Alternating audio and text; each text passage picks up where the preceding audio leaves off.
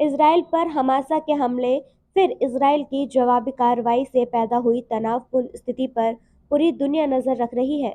हमले के बाद इजराइल ने गाजा के खिलाफ जंग का ऐलान कर दिया है। 7 अक्टूबर को अचानक हुए हमले से कम 300 इजरायलियों की मौत होने की खबर है। तमाम देश के नेता हमले की कड़ी निंदा कर रहे हैं और इजराइल के साथ समर्थन व्यक्त कर रहे हैं।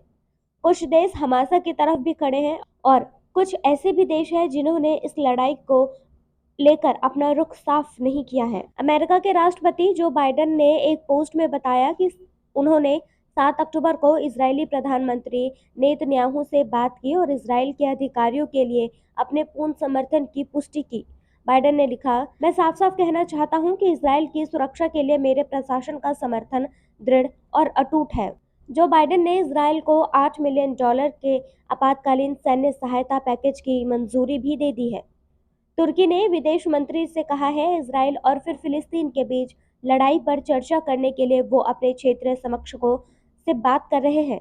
तुर्की ने संघर्ष की निंदा करते हुए कहा है कि वो व्यापक क्षेत्रों में फैलने से पहले स्थिति को कम करने में मदद करने के लिए तैयार है। साथ ही ब्रिटेन का कहना है कि वो विदेश सचिव जेम्स क्लेवरी ने कहा है कि उनका देश हमासा द्वारा किए गए अचानक हमले की निंदा करता है। उन्होंने साफ किया है कि यूके हमेशा इजराइल का समर्थन करेगा। ब्रिटेन के प्रधानमंत्री ऋषि सुनक ने हमासा के हमलों पर कायरतापूर्ण बताया और लिखा कि वो इजराइल के साथ है। फ्रांस के राष्ट्रपति इमैनुअल मैक्रों ने भी इजराइल के खिलाफ आतंकवादी हमलों की कड़ी निंदा की और कहा कि वो पीड़ितों और उनके परिवारों के प्रति एकजुटता व्यक्त करते हैं। रूस के उप विदेश मंत्री मिखाइल बगदानोव ने रूसी समाचार एजेंसी को बताया कि रूस ने सभी पक्षों से संयम बरतने का आग्रह किया है।